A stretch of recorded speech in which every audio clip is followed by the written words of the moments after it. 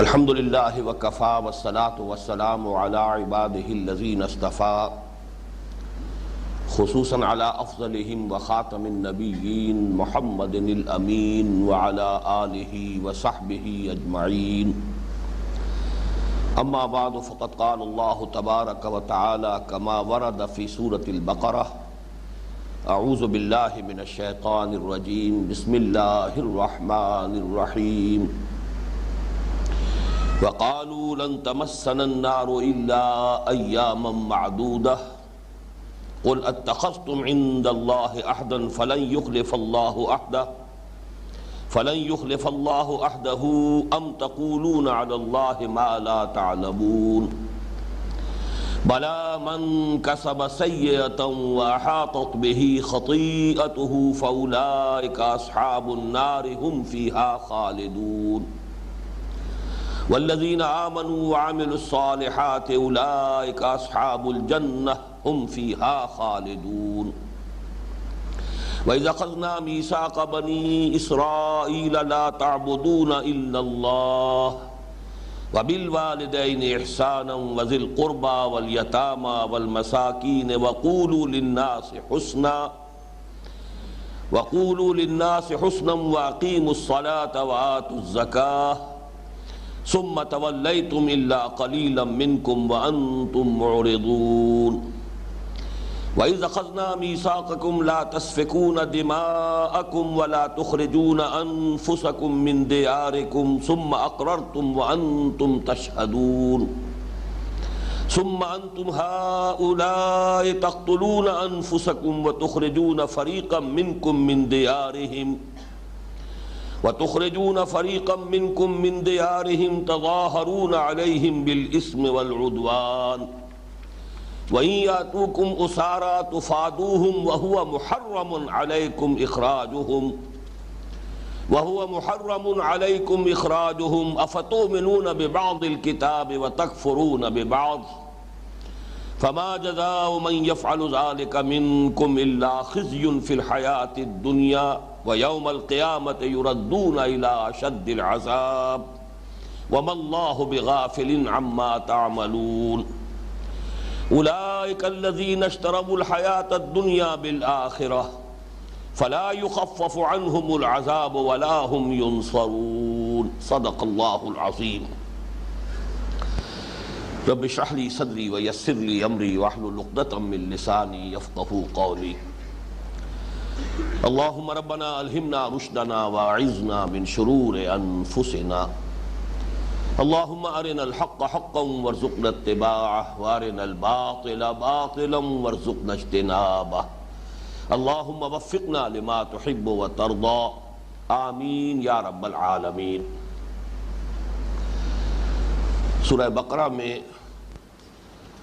بنی اسرائیل کے ساتھ جو خطاب 8ویں رکوع سے شروع ہو کر اور 15ویں رکوع کے آغاز تک جاری ہے، ویسے تو یہ خطاب آپ کو معلوم ہے کہ 5ویں رکوع سے شروع ہوا ہے، لیکن پہلا رکوع دعوت پر مشتمل ہے، پھر 6واں اور 7واں 2 رکوع صرف واقعات ان کی تاریخ کے جن میں اللہ تعالیٰ نے اپنے احسانات کا تذکرہ فرمایا اور ان کی احسان فراموشی، احسان ناشناسی، ناہنجاری عملی طور پر جو ہوتی رہی اس کے تذکرے سے گویا کہ کنکلوڈ کر دیا فَضُرِبَتْ عَلَيْهِمُ الذِّلَّةُ وَالْمَسْكَنَةُ وَبَاءُوا بِغَضَبٍ مِّنَ اللَّهِ کہ اپنے اس طرز عمل کے باعث وہ اللہ تعالیٰ کے غضب کے مستحق قرار پائے۔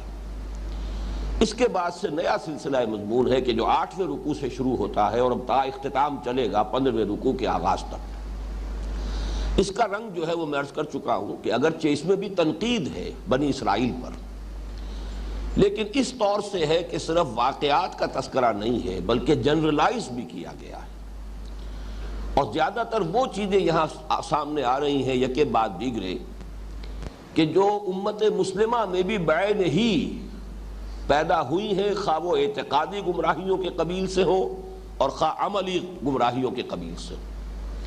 یہ گویا کہ پیشگی تنبیہ ہے امت مسلمہ کو، امت محمد کو صلی اللہ علیہ وسلم، کہ کسی بھی مسلمان امت میں جب وہ زوال سے دوچار ہو جائے وہ جو علامہ اقبال کا کہ الفاظ زوال علم و عرفاں، نہ ہو نومید نومیدی زوال علم و عرفاں ہے۔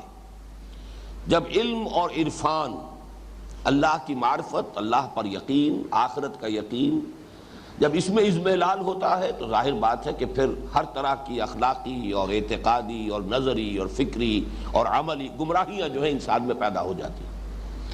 تو جب کسی مسلمان امت میں یہ زوال پیدا ہوتا ہے تو اس کے مظاہر کیا ہوتے ہیں، اس کے آثار کیا ہوتے ہیں، وہ کس قسم کے غلط عقیدوں کی قائل ہو جاتی ہے، کس قسم کے امانی جو ہیں وہ اس کے دلوں میں گھر کر لیتے ہیں، شریعت کے ساتھ ان کا طرز عمل کیا ہوتا ہے، یہ ہے اصل میں وہ باتیں کہ جو آ رہی ہیں۔ اور جیسا کہ میں نے عرض کیا، اگرچہ حوالہ بنی اسرائیل کا ہے، ان کے تاریخ کے دوران جو بھی یہ اعتقادی اور نظری اور فکری اور عملی اور اخلاقی خرابیاں پیدا ہوئی، لیکن یہ کہ ساتھ ہی پھر جنرلائز کر کے جن کو کہا جائے یونیورسل ٹروتھس، وہ حقائق کے جو ابدی ہیں، پھر ان کی اننسیشن اور ان کو بھی بڑے ہی واضح الفاظ کے اندر بیان کیا گیا ہے۔ اس میں جو 9ویں رکوع کے آخر میں مضمون آیا، وَقَالُوا لَن تَمَسَّنَا النَّارُ إِلَّا أَيَّامًا مَّعْدُودَةً، انہیں یہ زوم ہو گیا، انہیں یہ خیال ہو گیا، انہوں نے یہ من گھڑت عقیدہ ایجاد کر لیا کہ ہمیں تو آگ چھو ہی نہیں سکتی مگر گنتی کے چند دن۔ یعنی یہ کہ قیامت کے محاسبے میں ہمارے ساتھ پریفرنشل ٹریٹمنٹ ہوگا، چونکہ ہم موسیٰ کی امت ہیں، ہم اہل کتاب ہیں، ہم ابراہیم کی ذریت ہیں، کئی نسبتیں ہماری ایسی ہیں کہ جس کے بنا پر ہمارے ساتھ وہ معاملہ نہیں ہوگا جو بقیہ پوری نوع انسانی سے ہوگا۔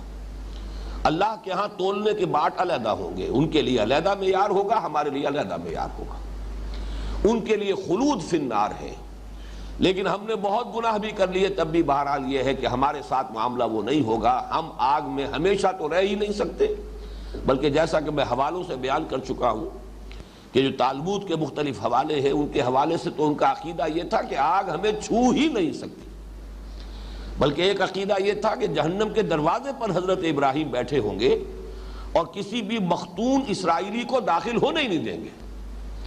تو یہ ان کے ہاں قائد جو ہمارے ہاں بھی ہے، تو وہ تو وہیں پر گویا کہ حضرت ابراہیم علیہ السلام کی ذریت میں سے چونکہ ہے، اور ان کی سنت جو ہے ختنہ، اس پر چونکہ انہوں نے عمل کیا ہے، تو کوئی مختون اسرائیلی جہنم میں داخل کیا ہی نہیں جا سکے گا، اس لیے کہ دروازے پر حضرت ابراہیم بیٹھے ہوں گے ان کو بچانے کے لیے۔ زیادہ سے زیادہ عام خلق خدا کی آنکھوں میں دھول جھونکنے کے لیے اگر ہمیں کہیں، تاکہ الزام نہ آئے اللہ تعالیٰ کی صفت عدل پر، اگر ہمیں جہنم میں ڈال بھی دیا گیا تو گنتی کے چند دن۔ اس میں اگرچہ روایات تو میں آپ سے عرض کر چکا ہوں کہ وہ 40 دن کی بھی ہے، اس لیے کہ 40 روز تک وہ جو بچھڑے کی پرستش ان کے ہاں ہوتی رہی تھی، تو انہوں نے مانا کہ ہاں یہ ہمارا اتنا بڑا جرم تھا کہ اس کے نتیجے میں کسی اسرائیلی کے لیے اتنی مدت تک جہنم کے اندر رہنا جو ہے وہ گویا کہ اس کا امکان پیدا ہو گیا۔ لیکن یہ کہ اکثر جو ان کا خیال ہے وہ چند دن، اور یہاں پر بھی چونکہ میں آپ کے سامنے عرض کر چکا ہوں کہ سورہ آل عمران میں اس آیت مبارکہ کا جو مثنیٰ آیا ہے اس میں معدودہ کی بجائے لفظ آیا ہے معدودات، اور یہ اصول جو ہے بارہا ہمارے سامنے آ چکا ہے، القرآن یفسر بعضہ بعضا۔ یہ جو سورہ آل عمران کی آیت نمبر 24 ہے، اس میں فرمایا گیا کہ یہ ان لوگوں کا یہ طرز عمل، الم تر الی الذین اوتوا نصیبا من الکتاب یدعون الی کتاب اللہ لیحکم بینہم ثم یتولی فریق منہم وہم معرضون، کیا تم دیکھتے نہیں اہل کتاب کے ایک گروہ کو کہ انہیں بلایا جاتا ہے اللہ کی کتاب کی جانب کہ وہ ان کے مابین فیصلہ کریں، لیکن یہ کہ وہ اعراض کرتے ہیں، منہ موڑ لیتے ہیں، حالانکہ کتاب پر ایمان کے مدعی ہیں، لیکن کتاب پر ایمان کے دعوے کے باوجود اس سے اعراض اور اس کے مطابق فیصلے پر راضی نہ ہونا، یہ کیوں ہو گیا؟ بہت بڑا سوال ہے۔ اس کی توجیہ اگلی آیت میں فرمائی گئی، آیت نمبر 24 میں، ذالک بانہم قالوا لن تمسنا النار الا ایاما معدودات، یہ معجزہ یا یہ عجوبہ اس لیے ہو گیا کہ مانتے بھی ہیں اور سب کچھ کتاب کے اوپر ایمان کا دعویٰ بھی کرتے ہیں، لیکن کتاب کو حکم ماننے کے لیے تیار نہیں، کتاب کے فیصلے کو قبول کرنے کے لیے تیار نہیں۔ یہ دو عملی یا یہ تضاد یا یہ تناقض یا یہ منافقت ان کی کیوں پیدا ہوئی؟ اس لیے کہ انہوں نے خیال جو ہے اپنے دل میں پکا لیا ہے، ذالک بانہم قالوا لن تمسنا النار الا ایاما معدودات وغرہم فی دینہم ما کانوا یفترون، یہ جو افتراء انہوں نے کیا ہے، من گھڑت خیالات کو جو عقائد کی شکل دے لی ہے، اس کی وجہ سے انہیں ان چیزوں نے ان کے دین میں دھوکہ دیا ہے۔ یہاں لفظ معدودات آیا ہے سورہ بقرہ کی اس آیت میں، معدودات جمع قلت ہے، اور اس کا اطلاق ہوتا ہے 3 سے لے کے 9 تک پر۔ تو یہی جو ہے زیادہ ان کا عقیدہ بھی ہے، تالمود کے مختلف حوالوں سے معلوم ہوتا ہے کہ بس گنتی کے چند دن سے مراد یہ ہے، زیادہ سے زیادہ 9 دن تو ہمیں جہنم میں رکھا جا سکے گا، باقی اس کے بعد ہم نکال لیے جائیں گے۔ اللہ تعالیٰ کا تبصرہ اس پر کیا آیا؟ قُلْ اتَّخَذْتُمْ عِندَ اللَّهِ عَهْدًا فَلَن يُخْلِفَ اللَّهُ عَهْدَهُ۔ اے نبی ان سے کہیے کیا تم نے اللہ سے کوئی عہد لے لیا ہے کہ اب تمہیں یقین ہے کہ اللہ اپنے عہد کی خلاف ورزی نہیں کرے گا؟ ام تقولون علی اللہ ما لا تعلمون، یا یہ کہ تم اللہ کی طرف منسوب کر رہے ہو وہ چیزیں کہ جس کے لیے تمہارے پاس کوئی بنیاد نہیں، کوئی دلیل نہیں۔ قول کے بعد جب اعلیٰ کا صلہ آ جائے تو اس کے معنی ہوتے ہیں کہ کوئی بات کسی کی طرف غلط طور پر منسوب کر دینا۔ ایک بات آپ نے نہیں کہی ہے لیکن آپ کی جانب منسوب کر کے کہی جا رہی ہے کہ انہوں نے یہ بات کہی ہے، تو یہ گویا کہ قول اعلیٰ ہوگا، کسی پر افتراء بازی کرنا۔ ام تقولون علی اللہ ما لا تعلمون۔ اس کے بعد وہ آیت آئی، بلا من کسب سیئۃ واحاطت بہ خطیئتہ فاولئک اصحاب النار هم فیہا خالدون۔ کیوں نہیں؟ جس کسی نے بھی کمائی جان بوجھ کر ارتکاب کیا ایک ہی بڑے گناہ کا، یہاں چونکہ سیئۃن ہے، تنکیر ہے، نکرہ ہے، نکرہ کے 2 مفہوم لیے جاتے ہیں، ایک تو یہ کہ ایک گناہ، کتاب ایک کتاب، کوئی کتاب، اور الکتاب وہ پھر معین کتاب ہو جائے گی، یا یہ کہ اس میں حصر کا مفہوم بھی ہو سکتا ہے، وہ جو ہے جمع کا بھی مفہوم دے سکتا ہے، الف لام اگر داخل ہو جائے، لیکن یہ کہ یہاں پر جب آئے گا نکرہ میں تو ایک، اور اس میں تفخیم کا پہلو بھی ہوتا ہے کہ بڑا گناہ، صغیرہ نہیں، کبیرہ گناہ۔ جس کسی شخص نے جان بوجھ کر متعمدن اگر ایک بھی کبیرہ گناہ کا ارتکاب کیا، وَأَحَاطَتْ بِهِ خَطِيئَتُهُ، اور اس کی خطا نے، اس کے گناہ نے اس کا احاطہ کر لیا، یہ ہے اصل میں لفظ جس پر غور کرنے کی ضرورت ہے۔ اور اسی پر پھر مفسرین نے، چاہے وہ متقدمین میں سے ہیں یا متاخرین میں سے ہیں، اس پر پوری توجہ کی ہے کہ یہ جو احاطہ ہے، اس سے مراد یہ ہے کہ گناہ جو ہے وہ اس انسان کو اس طور سے اپنے گھیرے میں لے لے کہ پھر دل میں ایمان کی کوئی رمق باقی نہ رہے، اس لیے کہ ایمان جو ہے وہ خود ایک بہت بڑی نیکی ہے، بہت بڑا نیک عمل ہے۔ اگر ایمان قلب میں موجود رہتا ہے تو پھر احاطہ کا جو ہے تقاضا پورا نہیں ہوتا۔ اس سے یہ بات نکلی کہ اگر قلب میں ایمان موجود ہے تو پھر اس صورت میں اس آیت مبارکہ کا اطلاق نہیں ہوگا، بلا من کسب سیئۃ واحاطت بہ خطیئتہ فاولئک اصحاب النار۔ ہاں جس پر کہ وہ گناہ اس درجے مستولی ہو جائے، اس کی خطا، اس کی گناہ گاری اتنا اس کا گھیراؤ کر لے کہ پھر اس کے دل میں ایمان کی رمق بھی نہ رہے، تو اس کے لیے فرمایا ہے فاولئک اصحاب النار هم فیہا خالدون، وہ آگ والے ہیں اور اس میں ہمیشہ ہمیشہ رہیں گے۔ اس کی طرف میں چاہتا ہوں کہ ذرا آپ تفصیل سے بات کو سمجھ لیں۔ چنانچہ اس کے بارے میں ہمارے متقدمین کا قول بھی یہی ہے۔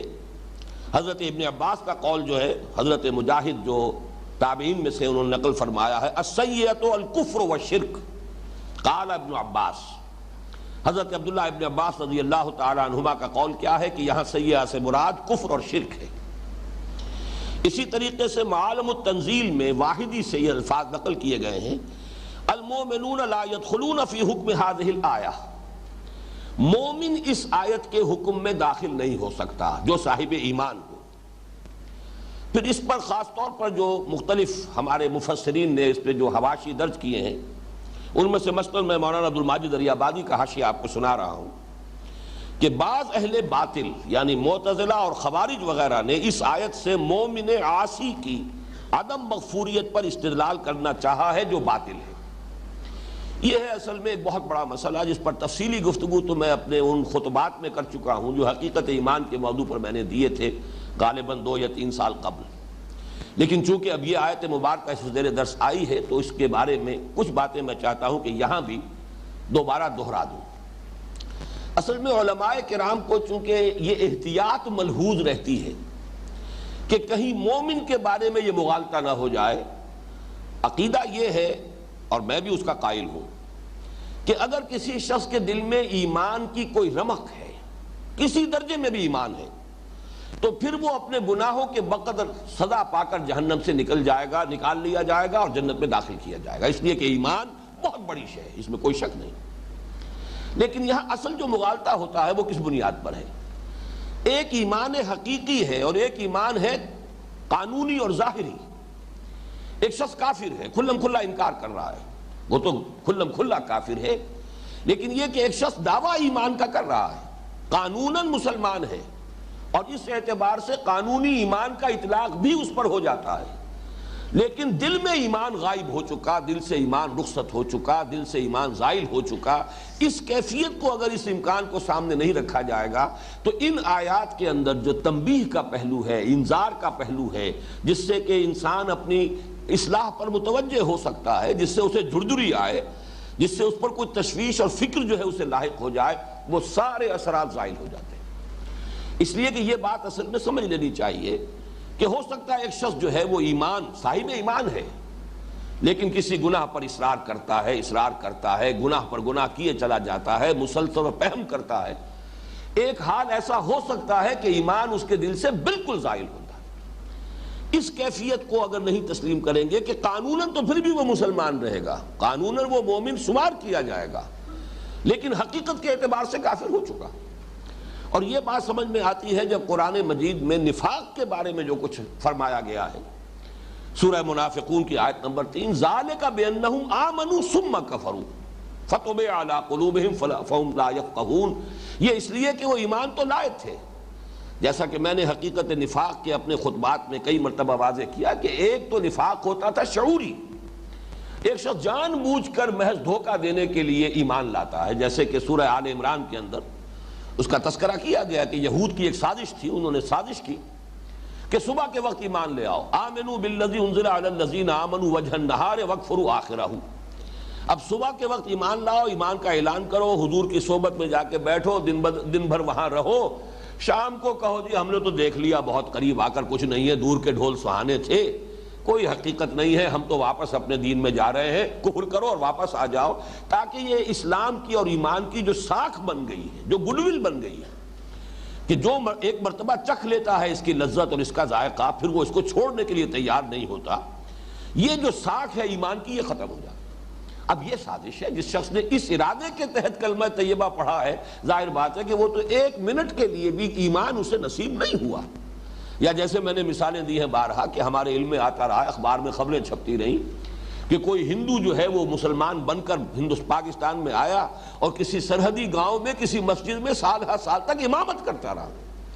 اب ظاہر بات ہے اسے معلوم ہے کہ میں نے اسلام قبول نہیں کیا ہے، چاہے اس نے بھی ختنہ بھی کرائی ہوگی، اس نے داڑھی بھی بڑھائی ہوگی، اس نے نماز بھی سیکھی ہوگی، کچھ بنیادی مسائل بھی سیکھے ہوں گے کہ کوئی پوچھ لے اگر مسئلہ تو جواب بھی دے سکوں، مجھے جا کر وہاں جاسوسی کرنی ہے، لیکن اسے معلوم ہے کہ میں تو ایمان نہیں لایا، میں تو جو تھا وہی ہوں، یہ صرف دھوکہ دینے کے لیے، جاسوسی کے لیے میں نے لبادہ اوڑھا۔ یہ شعوری نفاق ہوا، چاہے وہ چند گھنٹوں کا تھا ان یہودی سازشیوں کا، اور چاہے یہ کئی سال کا تھا اس ہندو جاسوس کا، لیکن یہ شعوری نفاق ہے، اس نے اسلام کا لبادہ صرف دھوکہ دینے کے لیے اوڑھا ہے۔ لیکن ایک نفاق وہ تھا، قرآن مجید بار بار اسی لیے کہتا ہے وَهُمْ لَا يَشْعُرُونَ وَهُمْ لَا يَشْعُرُونَ، یہ جو غیر شعوری نفاق ہے کہ ایک شخص ایمان لایا لیکن اب ایمان کے تقاضے پورا کرنے سے طبیعت گھبرائی اور پسپائی شروع ہو گئی اندر ہی اندر، یہ پسپائی اندر ہی اندر ہو رہی ہے، اور اس کی وجہ سے جو بھی ایمان کی رمق نصیب ہوئی تھی وہ اس کی پونجی ہاتھ سے جاتی رہی، اندر سے وہ چٹا کافر ہو چکا ہے،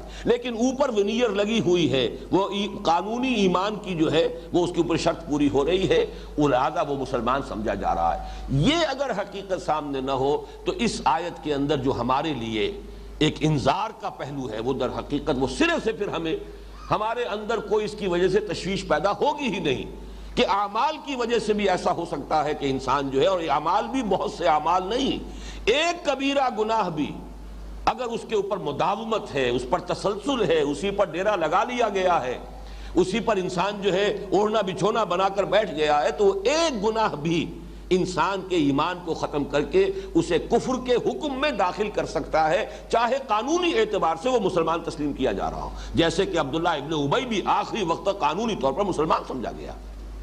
اچھا، یہ جو منافقین کا تھا ایمان سے کفر کی طرف جانا، سورہ نساء کی بعض آیات سے جو بڑی خوبصورت اس کی تفصیل سامنے آتی ہے، وہ ایک دم نہیں ہو جاتا، بلکہ ایک شخص جب ایمان کی طرف بڑھتا ہے، پھر ایمان کے تقاضوں کو دیکھ کر گھبراتا ہے، پیچھے ہٹتا ہے، پھر وہ کسی وقت پھر طبیعت کے اندر آتا ہے، حضور کی صحبت میں بیٹھا ہے، کچھ قرآن پڑھا ہے، پھر طبیعت میں ایمان کی طرف جو ہے وہ میلان پیدا ہوا، پھر کچھ آگے چلا، پھر جب کوئی تقاضا مشکل آ گیا پھر پسپائی ہوئی۔ تو یہ جیسے ڈوبنے والا آدمی، ایک مرتبہ میں نے مثال دی تھی کہ کوئی شخص جب ڈوب رہا ہوتا تو ایک دم تہ میں نہیں بیٹھ جاتا، ڈبکیاں لگاتا ہے، نیچے گیا پھر اوپر آیا، پھر نیچے گیا پھر اوپر آیا، اور بین ہی وہی نقشہ جو ہے کھینچا گیا ہے سورہ نساء کی اس آیت میں، ان الذین آمنوا ثم کفروا ثم آمنوا ثم کفروا ثم ازدادوا کفرا لم یکن اللہ لیغفر لهم ولا لیہدیہم سبیلا بشر المنافقین بان لهم عذابا الیما۔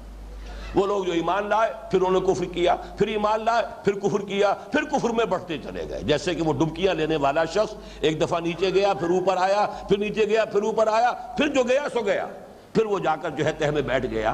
بعین ہی یہی معنوی سطح پر ہوتا ہے ایمان، پھر ایمان کے بعد کفر، کعبہ مجھے روکے ہے تو کھینچے ہے مجھے کفر، ایمان مجھے روکے ہے تو کھینچے ہے مجھے کفر، کعبہ میرے پیچھے ہے کلیسا میرے آگے، اسی تذبذب میں مذبذبین بین ذالک لا الہ ہؤلاء ولا الہ ہؤلاء، یہ کیفیت رہتی ہے کچھ عرصے، اس کے بعد آدمی جو ہے اس کفر کے اوپر، لیکن کفر معنوی، کفر حقیقی، کفر باطنی، کفر قانونی نہیں، قانونی طور پر پھر بھی مسلمان ہے۔ اس حقیقت کو سمجھ لیجئے تو پھر یہ آیات، لیکن چونکہ علماء کرام کو وہ جو اہل سنت کا اجماعی عقیدہ ہے اس کی حفاظت کرنی ہے، معتزلہ کے مقابلے میں اور خوارج کے مقابلے میں، چونکہ خوارج نے بہت بڑی گمراہی کا ارتکاب کیا کہ کبیرہ گناہ جس نے کیا وہ کافر ہو گیا، مرتد ہو گیا، جب مرتد ہو گیا واجب القتل ہے، اس کی جان اور خون بھی مباح، اس کا مال بھی مباح، اس کی عورت بھی جو ہے گویا کنیز کی حیثیت سے اب آپ اپنے گھر میں ڈال لیجئے، سب کچھ ہو گیا، وہ کافر ہو گیا اس لیے کہ اس نے کبیرہ گناہ کا ارتکاب کیا۔ یہ بہت بڑی گمراہی تھی اور تاریخ اسلام میں سب سے بڑی عظیم گمراہی یہی ہوئی۔ تو اس سے گھبراتے ہیں علماء اسلام کہ کہیں کسی کے ذہن میں اس قسم کی انتہا پسندی اور مغالطہ پیدا نہ ہو جائے۔ اسی طریقے سے معتزلہ نے ایک بن گھڑت شکل بنا لی ہے، منزلۃ بین المنزلتین، کہ ایک شخص نہ مسلمان ہے نہ کافر ہے تو کیا ہے بھائی؟ یہ بھی میں اس کی حقیقت پوری بیان کر چکا ہوں، میرے ان خطبات کے کیسٹس موجود ہیں، ان کو لے کر سنیے۔ حقیقت میں یہ گمراہیاں جو ہیں ان سے بچانے کے لیے اس قسم کی آیات کی جب تعویل کی جاتی ہے تو اس میں در حقیقت بات وہ اس نتیجہ یہ نکلتا ہے کہ پھر تاثیر ختم ہو جاتی ہے، ان آیات کے اندر پھر لوگوں کو لرزہ طاری کرنے والی جو ایک کیفیت ہے وہ ان کے اندر باقی نہیں رہتی۔ میں مثال آپ کے سامنے رکھ رہا ہوں اسی آیت مبارکہ پر، اب میں یہ باقی اور لوگوں کے حوالے نہیں دے رہا، آپ کو معلوم ہے کہ جو دیوبندی مکتب فکر کے مفسرین ہیں، علماء ہیں، ایک خصوصی ان کے ساتھ ایک بہرحال ایک ذہنی مناسبت ہے مجھے، اور خاص طور پر حضرت شیخ الہند کے بارے میں تو میرا قول ہے، میرا خیال ہے، بلکہ مجھے یقین کی حد تک ہے کہ 14ویں صدی ہجری کے سب سے بڑے مجدد اعظم حضرت شیخ محمود الحسن، وہ میرے نزدیک شیخ الہند جن کو کہا جاتا ہے، وہ مجدد اعظم تھے 14ویں صدی ہجری کی۔ تو یہ میرے دل میں ان کا مقام ہے، قدر و قیمت ہے ان کی میری نگاہوں میں، لیکن اس کے باوجود وہاں جہاں اختلاف کی بات ہے وہ میں اپنا اظہار اختلاف کر رہا ہوں۔ چنانچہ اس آیت کے بارے میں مولانا تھانوی نے لکھا، کیوں نہیں جو شخص قصداً بری باتیں کرتا رہے اس کو اس کی خطا اور قصور اس طرح احاطہ کر لے کہ کہیں نیکی کا اثر تک نہ رہے، سو ایسے لوگ اہل دوزخی ہوں گے اور وہ اس میں ہمیشہ ہمیش رہیں گے۔ شیخ الہند لکھ رہے ہیں، گناہ کسی کا احاطہ کر لے اس کا یہ مطلب ہے کہ گناہ اس پر ایسا غلبہ کر لے کہ کوئی جانب ایسی نہ ہو کہ گناہ کا غلبہ نہ ہو، حتیٰ کہ دل میں ایمان و تصدیق بھی باقی نہ رہے۔ اگر دل میں ایمان و تصدیق بھی ہوگی تو احاطہ مذکور محقق نہ ہوگا، تو اب کافر ہی پر اس کا اطلاق اور کافر ہی پر یہ صورت صادق آ سکتی ہے۔ یہ حاشیہ جو پڑھے گا یہاں کافر کو اس معروف معنی میں لے گا، ہندو کافر ہے، سکھ کافر ہے، عیسائی کافر ہے، یہودی کافر ہے، ہم تو کافر نہیں ہیں، لہذا ہم پر اس آیت کا اطلاق ہو ہی نہیں سکتا۔ یہ وہ چیز ہے کہ جس کی بنا پر اس آیت کو آپ پڑھیں گے اور کوئی آپ کے دل پر بھی لرزہ طاری نہیں ہوگا، کوئی آپ کو تشویش لاحق نہیں ہوگی، اس لیے کہ یہاں پر اس قانونی اور حقیقی کفر کی جب تک کہ وضاحت نہ کی جائے تو وہ بات جو ہے پھر بہت ہی ایک جھوٹی تسلی دینے والی انسان کے لیے ہو جائے گی، حالانکہ مانتے علماء کرام اس حقیقت کو تسلیم کرتے ہیں۔ المعاصی برید الکفر، گناہ جو ہے وہ کفر ہی کے پیغام ہے. آپ نے گناہ کیا ہے تو گویا کہ کفر کا اثر آپ کے دل پر ہو گیا ہے. پھر گناہ کیا ہے پھر اور اثر ہو گیا, پھر گناہ کیا پھر اور اثر ہو گیا ہے. متعدد ایسی روایات موجود ہیں جن میں سے ایک روایت کا تو متن بھی میں لے کر آیا ہوں. یہ حضرت ابو ہریرہ رضی اللہ تعالیٰ عنہ سے یہ روایت مروی ہے. احمد ابن حنبل نے بھی روایت کیا, امام ترمذی نے بھی روایت کیا, امام ابن ماجہ نے بھی روایت کیا. الفاظ یہ ہے کہ حضور نے فرمایا ان المؤمن اذا اذنب, اور ایک روایت میں اذنبا کے بعد ذنبن کا لفظ بھی ہے. یقیناً ایک مومن شخص جب گناہ کرتا ہے کوئی ایک گناہ, کانت نقطۃ سوداء فی قلبہ, تو وہ گناہ اس کے دل میں ایک سیاہ داغ بن جاتا ہے. فإن تاب واستغفر, پھر اگر اس نے توبہ کی اور استغفار کر لیا, سقل قلبہ, تو دل جو ہے اس کا صاف ہو جاتا ہے, اس پر سیقل ہو جاتی ہے, پھر وہ سیاہ جو داغ ہے اس کا اثر زائل ہو جاتا ہے. وإن زاد زادت, لیکن اگر گناہ ہی کرتا رہے, اضافہ کرتا رہے, تو یہ جو سیاہی ہے یہ بڑھتی رہتی ہے حتی تعلو قلبہ, یہاں تک کہ حتی تعلو قلبہ, اس کے پورے دل کے اوپر طاری ہو جاتی ہے.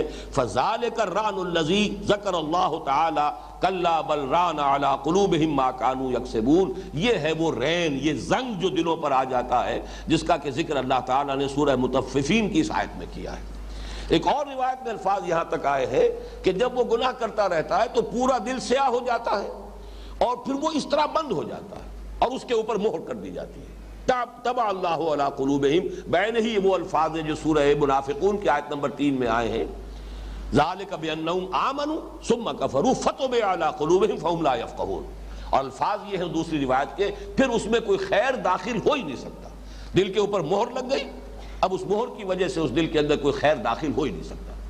یہ کیفیت جو ہے یہ کفر معنوی ہے, بغیر کفر قانونی کے.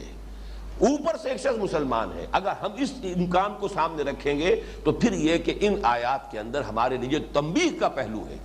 یہ ساری آیات جیسا کہ میں نے عرض کیا ہے بنی اسرائیل ہی کی تاریخ بیان کرنے کے لیے نہیں ہے, یہ ہماری تعلیم کے لیے, ہماری تعدیب کے لیے, ہماری تنبیہ کے لیے, ہمیں پیشگی طور پر متنبہ کرنا مقصود ہے کہ مسلمانوں یہ کیفیت بھی ہو جاتی ہے, ہوئی ہے, تم اپنے آپ کو اس سے بچانے کی کوشش کرنا.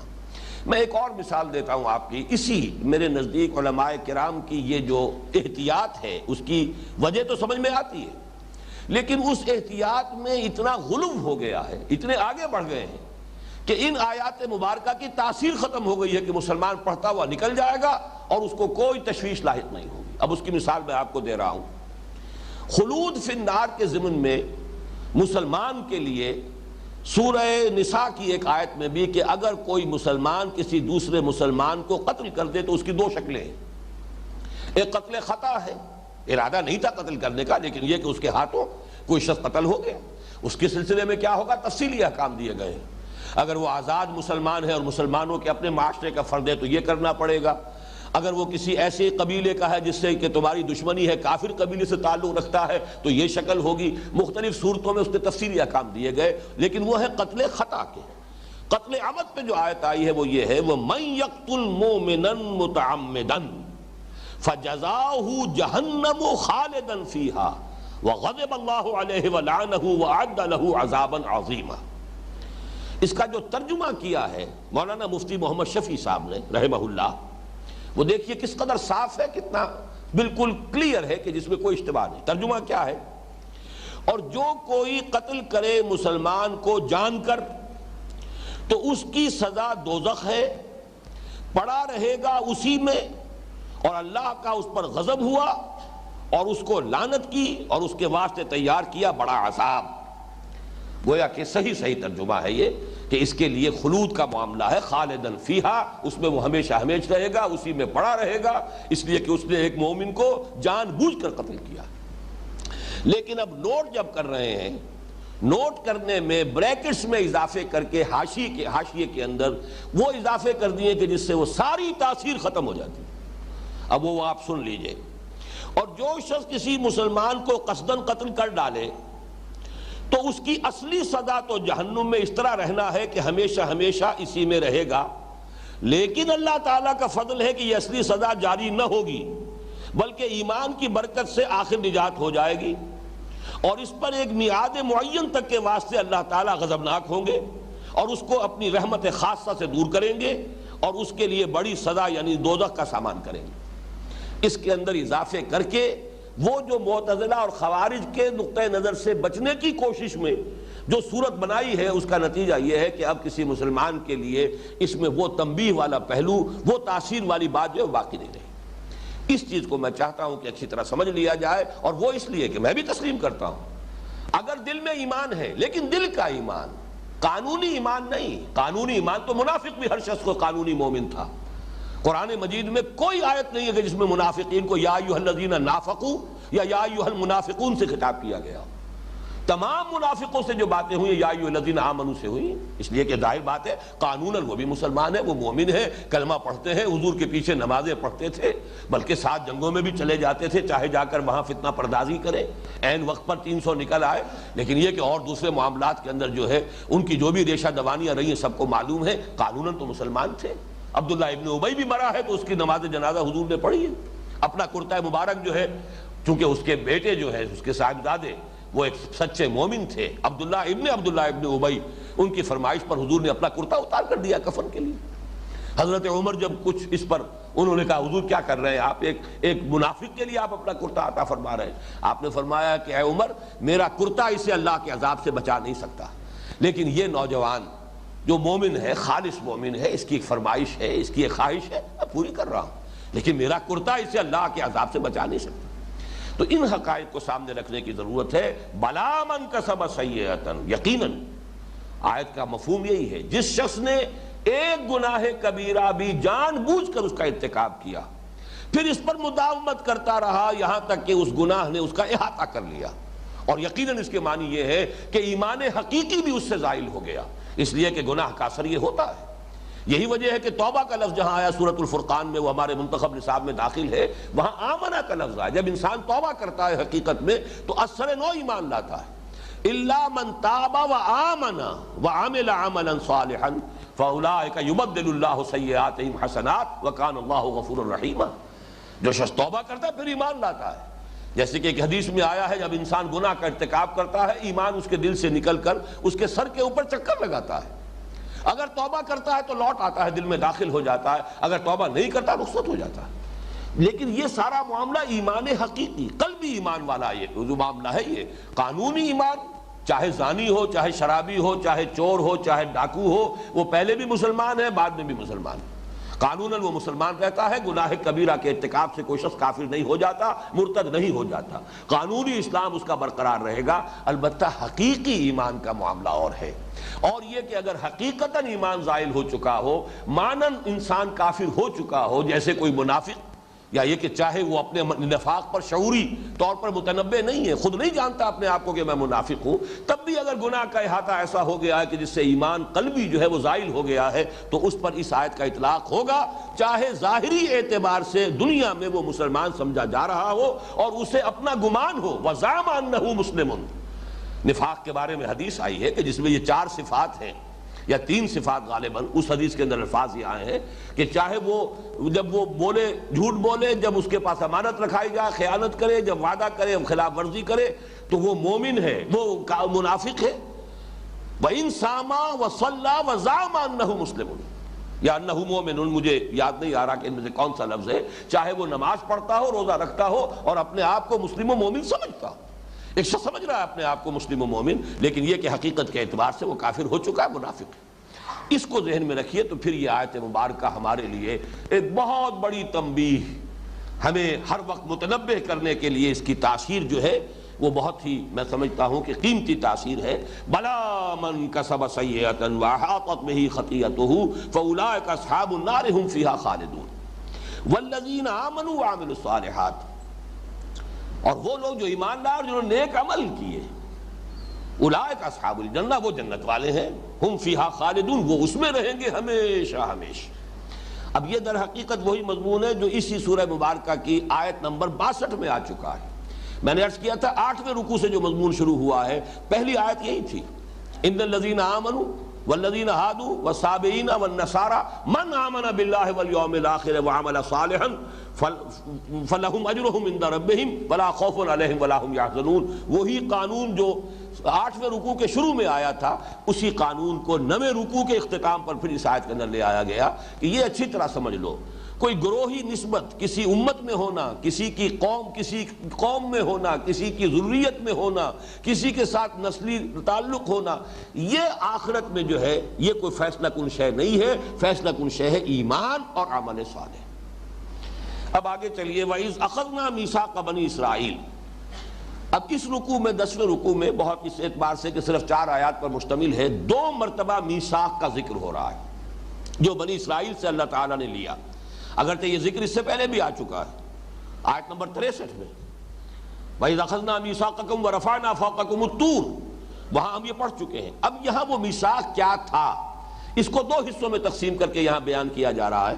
پہلا میثاق جس کا تذکرہ ہو رہا ہے یہ کل دین کی حقیقت کو سموئے ہوئے ہے.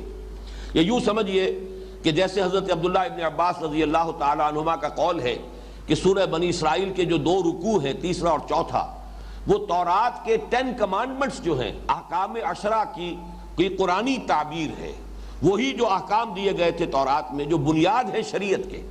اگرچہ شریعت میں آ کے تفصیل میں فرق ہو گیا ہے، شریعت موسوی میں اور شریعت محمدی میں علی صاحب الصلاۃ والسلام، لیکن یہ کہ اصل اور بنیاد تو ایک ہی ہے. تو وہ در حقیقت فنڈامنٹلز جو ہیں وہ دیے گئے ہیں وہاں 2 رکوعوں میں، سورہ انعام میں 1 رکوع میں، اور یہاں پر وہ دیے جا رہے ہیں چند الفاظ کے اندر کہ وہ اصل فنڈامنٹلز کیا ہیں، شریعت موسوی اور شریعت محمدی علی صاحب الصلاۃ والسلام، ان دونوں کے اصل اصول اور مبادی کیا ہے. وہ تو ہے ایک عام میثاق. اس کے بعد تذکرہ ہوگا ایک میثاق خاص ہے جو یہود سے لیا گیا، چونکہ خاص طور پر اس کے حوالے سے کسی مسلمان امت میں جو گمراہی پیدا ہوتی ہے، جو بڑے پیمانے پر ہمارے اندر پیدا ہوئی ہے، آج شاید ہی کوئی مسلمان ہو، میں دعوے سے کہتا ہوں، جو اس گمراہی سے بچا ہوا ہو. اس قدر یونیورسل گمراہی ہے، اس گمراہی کو بیان کرنا مقصود ہے، لہذا اس حصے کو علیحدہ کیا ہے اس کو ایمفیسائز کرنے کے لیے. پہلا حصہ کیا ہے، وَإِذْ أَخَذْنَا مِيثَاقَ بَنِي اسرائیل. اور یاد کرو جب کہ ہم نے لیا تھا عہد بنی اسرائیل سے، وہ عہد کن امور پر مشتمل تھا؟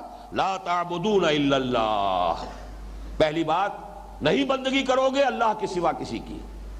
یہاں نوٹ کیجئے کہ اگرچہ یہ فعل مضارع ہے اور یہ انشائیہ نہیں ہے، خبریہ کلام ہے، تم نہیں بندگی کرو گے اللہ کے سوا کسی کی، لیکن اس سے مراد امر ہے.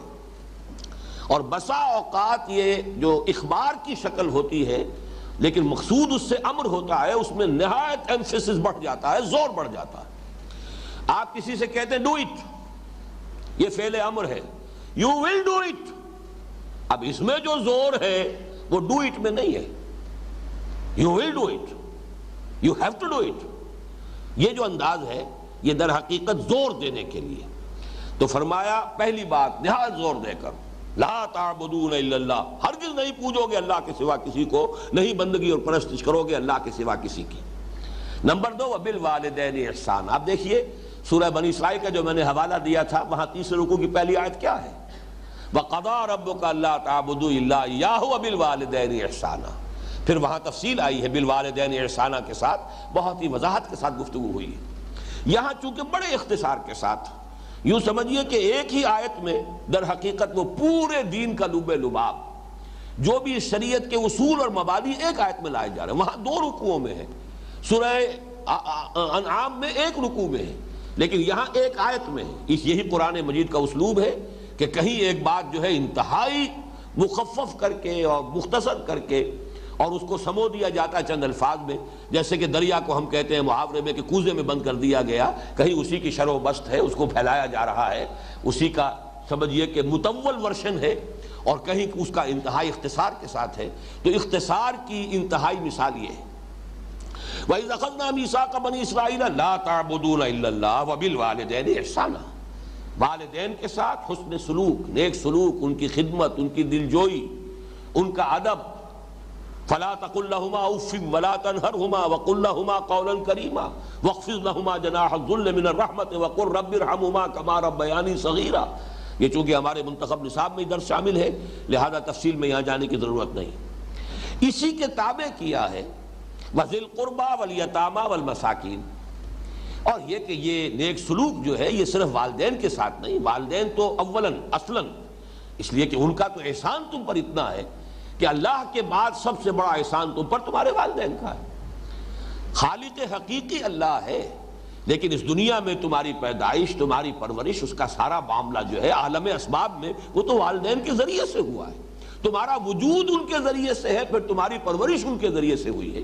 اس حوالے سے اللہ کے بعد سب سے بڑا احسان والدین کا ہے۔ انشکر لی ولوالدیک، سورہ لقمان کے دوسرے رکوع میں جو فرمایا، شکر کرو میرا اور اپنے والدین کا۔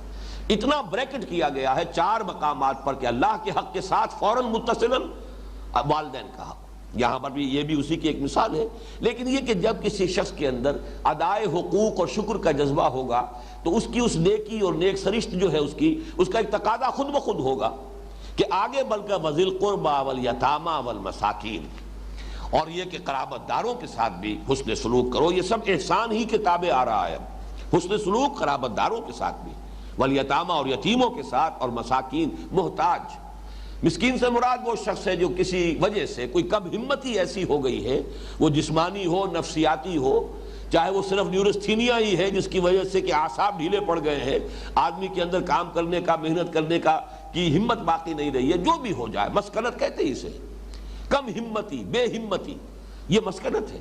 تو جو بھی لوگ معاشرے کے اندر ایسے ہیں، اب تمہارے اوپر ان کے حقوق ہیں۔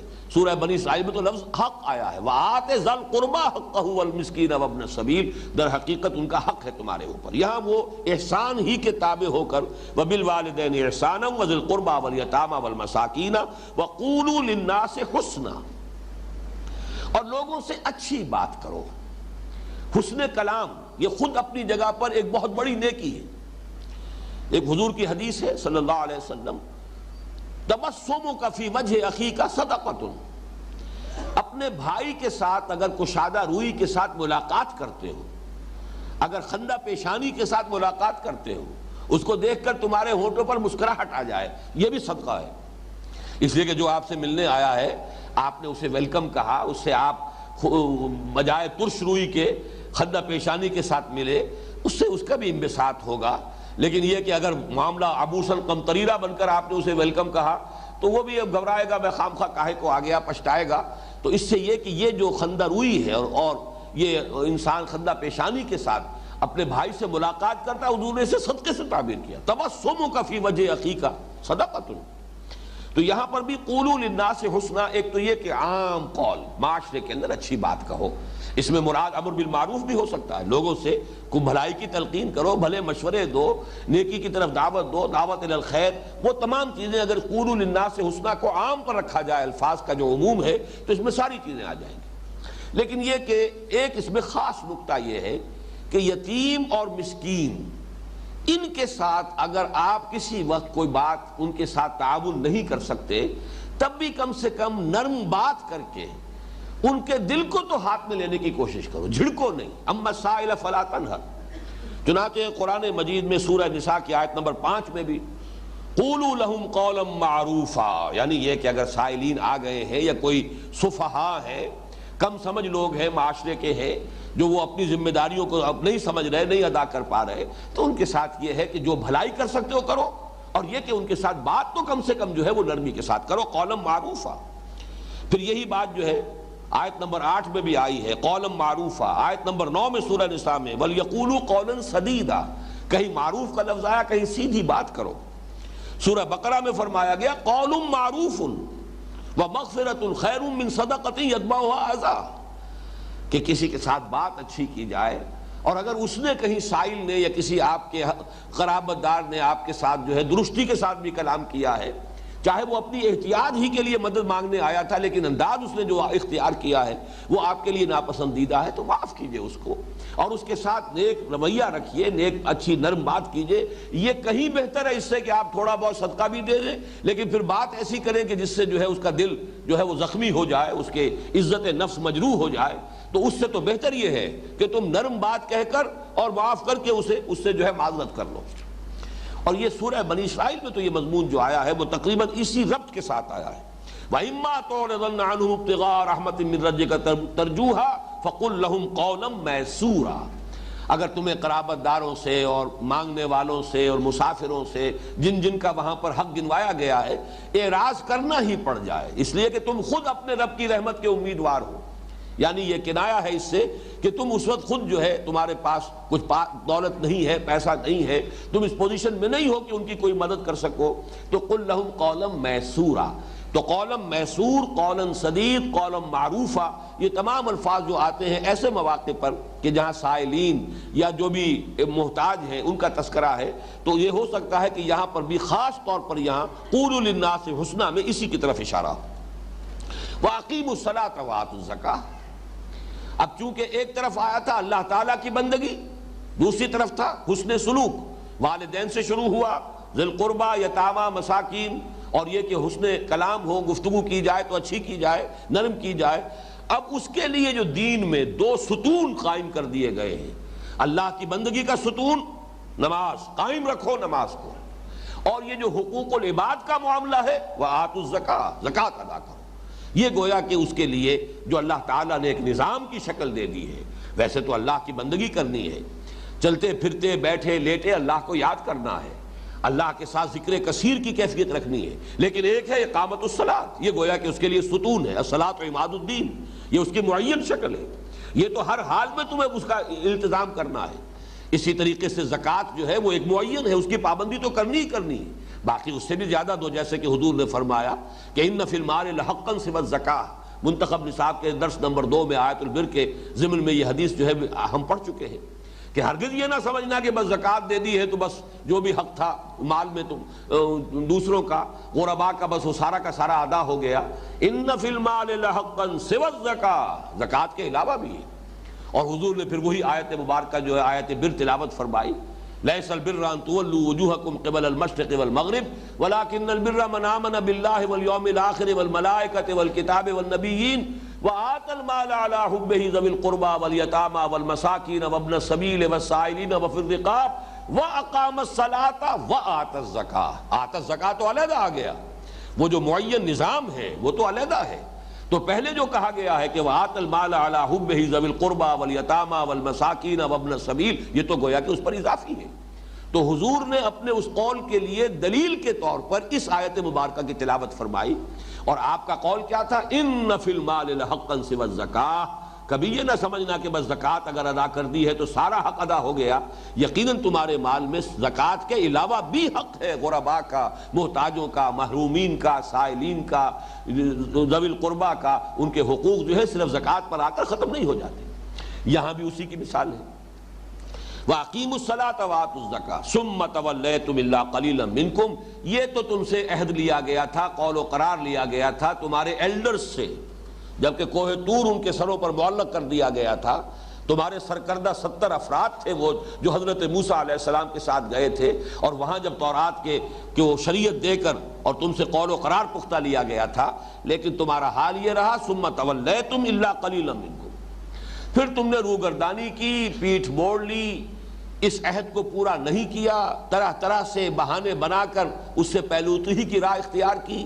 ایک بہانہ تو وہ ہم پڑھ چکے ہیں کہ سبت کا قانون کیسے توڑا تم نے، کہ مچھلی پکڑی تو نہیں ہفتے کے روز، لیکن ہفتے کے روز ساری محنت ہوتی رہی، سارا وقت صرف ہو گیا اسی میں کہ وہ گڑھے کھود کھود کر سمندر کا پانی مچھلیوں سمیت وہ تالاب بنا لیے جائیں تاکہ یہ کہ پھر اتوار کو جا کر پکڑ لیں۔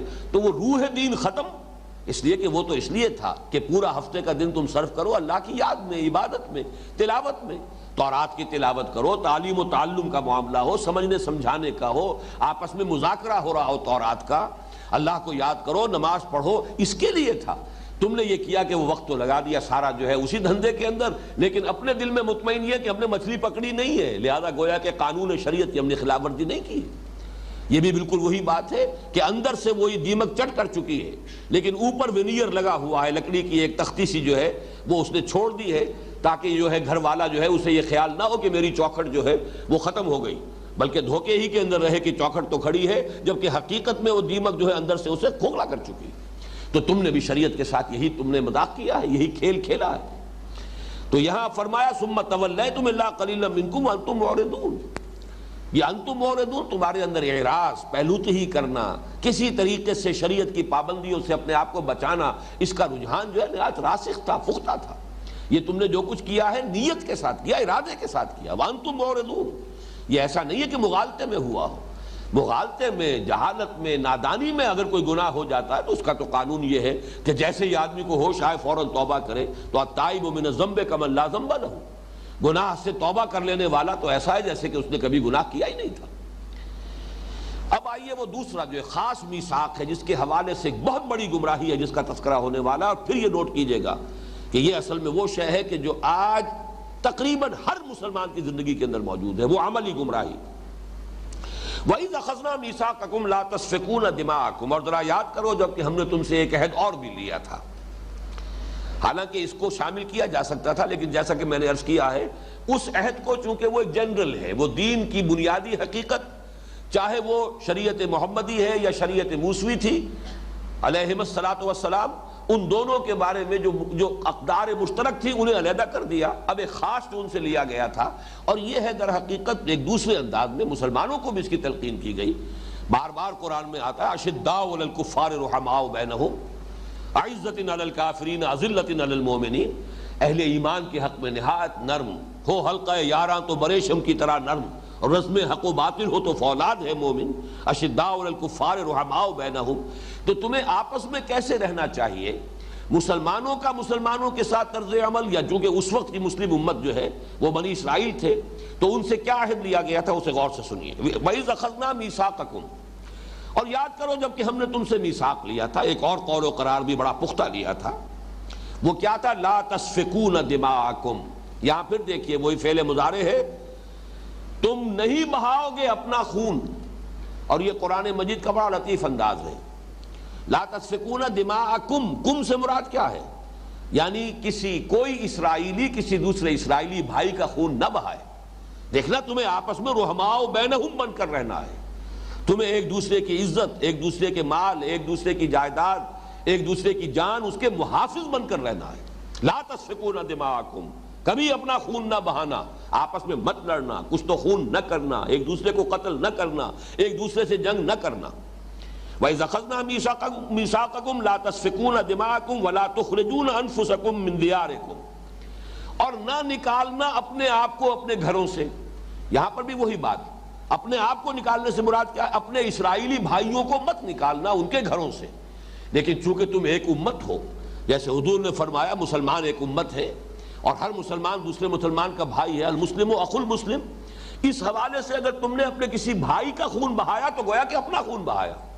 جیسے ایک حدیث میں آتا ہے کہ کبھی اپنے ماں باپ کو گالی مت دیا کرو، اور کسی نے پوچھا حضور کون ہے جو اپنے ماں باپ کو گالی دے گا؟ آپ نے فرمایا تم اگر کسی کے ماں باپ کو گالی دیتے ہو تو وہ پلٹ کر تمہارے ماں باپ کو گالی دے گا، تو گویا کہ تم نے خود اپنے ماں باپ کو گالی دی ہے۔ یہ انداز ہے بڑا بلیغ سمجھانے کا۔ تم نے اگر کسی کی عزت پر حملہ کیا، اپنے مسلمان بھائی کی عزت پر، تو تم نے اصل میں اپنی عزت پر حملہ کیا ہے۔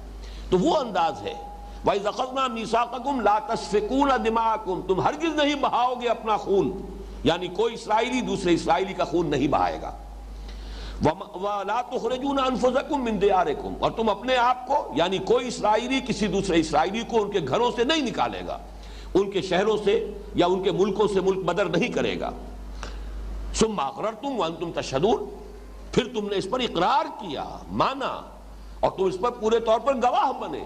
تشہدون کے دونوں مفہوم ہو سکتے ہیں کہ گویا کہ جو اس وقت حضور کے زمانے میں اور نزول قرآن کے زمانے میں یہودی موجود تھے کہ تم خود گواہ ہو کہ یہ قول و قرار ہوا تھا، تمہاری تورات کے اندر یہ قول و قرار موجود ہے کہ ہم نے تم سے یہ عہد لیا تھا، اور یہ کہ جس وقت انہوں نے عہد کیا تھا جان بوجھ کر کیا تھا، پورے شعور کے ساتھ کیا تھا۔ اس معنی میں وانتم تشہدون کا مفہوم وہ ہوگا جو ہم کرتے ہیں، کوئی اقرار نامہ لکھتا ہے تو میں بقائمی ہوش و حواس یہ اقرار کر رہا ہوں، تو یہ گویا کہ وانتم تشہدون میں ادھر اشارہ ہو رہا ہے، تم نے خوب سوچ سمجھ کر اللہ کے ساتھ جو قول و قرار کر رہے تھے اس کی ذمہ داریوں کے پورے شعور کے ساتھ، احساس کے ساتھ تم نے اللہ سے یہ عہد کیا تھا۔ ثم انتم ہؤلاء، پھر یہ تم ہی لوگ ہو، تقتلون انفسکم، اپنے آپ کو قتل کرتے ہو، یعنی تم باہم ایک دوسرے کا خون بہاتے ہو، تمہارے مابین خانہ جنگیاں ہوتی ہیں، یہودی یہودی کو قتل کرتا ہے، اسرائیلی اسرائیل کو قتل کرتا ہے۔ وَتُخْرِجُونَ فَرِيقًا مِّنكُم مِّن دِيَارِهِمْ، اور نکالتے ہو اپنے ایک گروہ کو ان کے گھروں سے.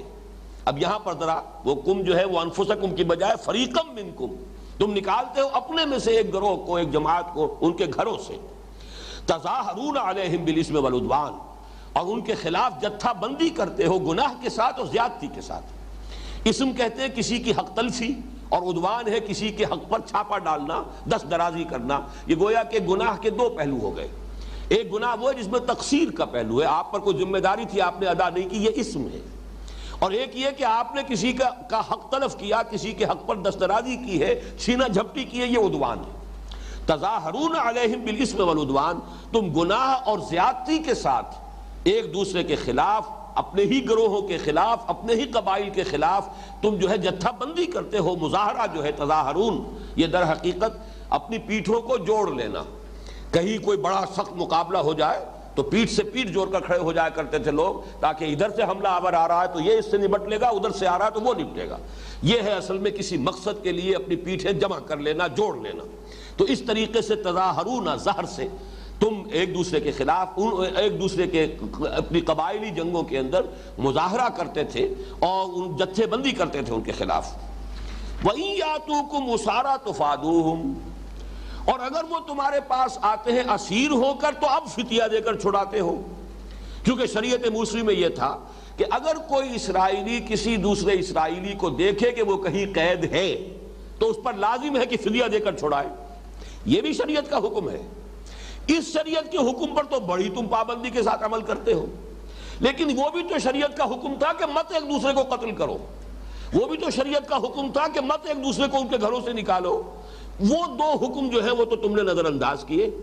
البتہ ایک تیسرا حکم کہ اگر کہیں کسی یہودی کو، اسرائیلی کو تم دیکھ پاؤ کہ وہ اسیر ہے کہیں، اب اسیری ہوا کرتی تھی، کوئی مقروض ہے قرض نہیں ادا کر پایا تو وہ کہیں اسیر ہے تو اس کا قرض ادا کرو، اسے چھڑواؤ. تم پر لازم ہے کیونکہ تمہاری امت کا فرد ہے، لہذا تم فدیہ دے کر چھڑاؤ. یا یہ کہ کہیں اسی طریقے سے باہمی خانہ جنگی کے اندر کسی دشمن کے ہتھے چڑھ گیا کوئی اسرائیلی، وہ میں اس کا تاریخی پس منظر ابھی آپ کے سامنے عرض کروں گا کہ 3 ادوار کے حوالے سے اس کو سمجھ لیجئے کہ ہوتا کیا تھا.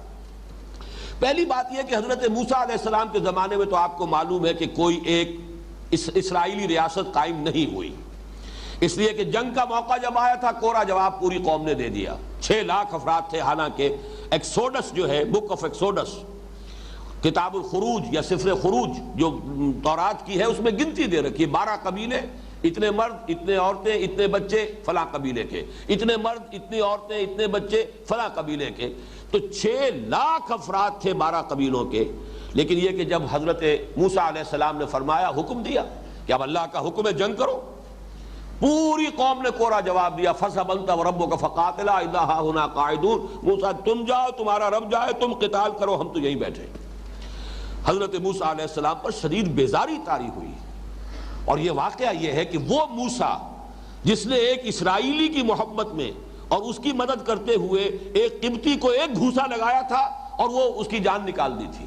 یہ سورہ قصص کے اندر پورا واقعہ موجود ہے کہ ایک قبطی جو تھا، اصل مصری، قوم فرعون کا فرد، اور ایک اسرائیلی محکوم فرد، ان دونوں کے درمیان جھگڑا ہو رہا تھا. اس اسرائیلی نے استغاثہ کیا، حضرت موسیٰ علیہ السلام سے مدد مانگی. حضرت موسیٰ علیہ السلام نے اس قبطی کو ایک گھوسا لگایا ہے، فقضا علیہ، اس کی جان نکال دی. اتنی حمیت موجود اپنی قوم کے لیے. لیکن وہی موسیٰ علیہ السلام جو کہتے ہیں رب انی لا املک الا نفسی واخی فافرق بیننا وبین القوم الفاسقین. اے رب مجھے تو اختیار ہے تو صرف اپنی جان کا ہے اور اپنے بھائی ہارون کی جان کا ہے، باقی پوری قوم کورا جواب دے رہی ہے ہم جنگ کرنے کے لیے تیار نہیں، میں کیا کروں؟ تو اے پروردگار اب ہمیں ان سے علیحدہ کر دے، میں ان ناہنجاروں کے ساتھ مزید رہنے کے لیے تیار نہیں. اتنی بیزاری. اگرچہ اللہ تعالیٰ نے حضرت موسیٰ کی یہ درخواست قبول نہیں کی، حضرت موسیٰ کو ان کے ساتھ رہنا پڑا. البتہ سزا یہ دی گئی فَإِنَّهَا مُحَرَّمَةٌ عَلَيْهِمْ 40 سنہ، 40 برس تک یہ ارض مقدس فلسطین ان پر حرام رہے گی. اگر اس وقت یہ جنگ کرتے ابھی ہم فلسطین فتح کرا دیتے ان کے ہاتھوں اور حکومت قائم ہو جاتی. اور اگر حکومت قائم ہوتی حضرت عیسیٰ اس کے سربراہ ہوتے. جیسے کہ مدینے میں حکومت قائم ہوئی تو محمد الرسول اللہ سربراہ ہے، اور اس کے بعد جو ہے توسیع کا عمل شروع ہو گیا.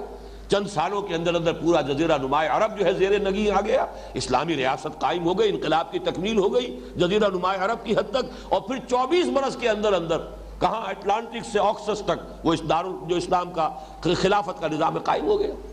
لیکن چونکہ حضرت موسیٰ کے زمانے میں یہ حکومت قائم نہیں ہو سکی.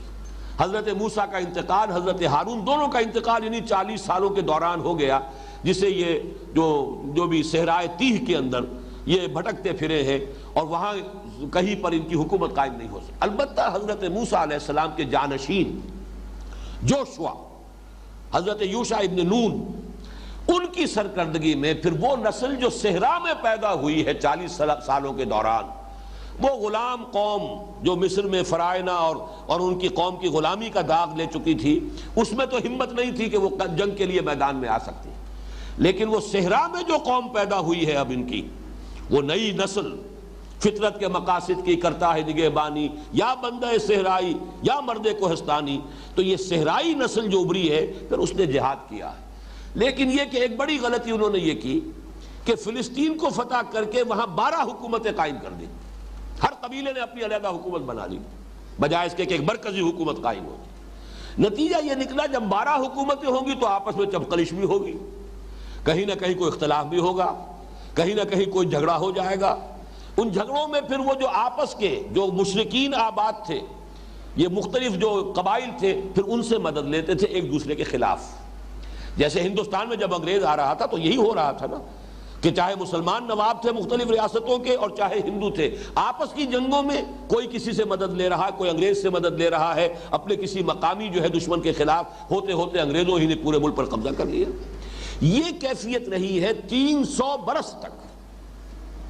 ان کی کوئی مرکزی حکومت قائم نہیں ہوئی، آپس میں لڑتے رہتے تھے. لیکن ہوتا کیا تھا وہ یہاں پر بیان کیا گیا. جب آپس میں جنگ ہوئی، کسی غیر اسرائیلی قوم کے ساتھ اتحاد کر کے کسی اسرائیلی قبیلے کے خلاف جنگ کی، اب ظاہر بات ہے کہ اسرائیلیوں کے ہاتھوں اسرائیلی قتل بھی ہوئے، اور وہ جو غیر اسرائیلی تھا جس کی مدد لی تھی، وہ کچھ اسرائیلیوں کو لے گئے قیدی بنا کر. اب وہ قیدی ہے اسرائیلی جو غیر اسرائیلی قوم کے قبضے میں ہے. اب انہیں یاد آیا شریعت کا حکم، کہ شریعت کا حکم تو یہ ہے کہ اسرائیلی اگر قید میں ہو تو ان کو فدیہ دے کر چھڑاؤ. لہذا اب شریعت پر عمل کر رہے ہیں کہ جا کر فدیے دے کر انہیں چھڑا کر لا رہے ہیں. یہ ہے ان کا طرز عمل کہ شریعت کے ایک حصے کو نظر انداز کیا. اللہ نے تو حکم دیا تھا آپس میں جنگ مت کرو، ایک دوسرے کے خلاف مت لڑو، ایک دوسرے کا خون مت بہاؤ، ایک دوسرے کو ان کے گھروں سے مت نکالو. یہ سارے احکام تو نظر انداز.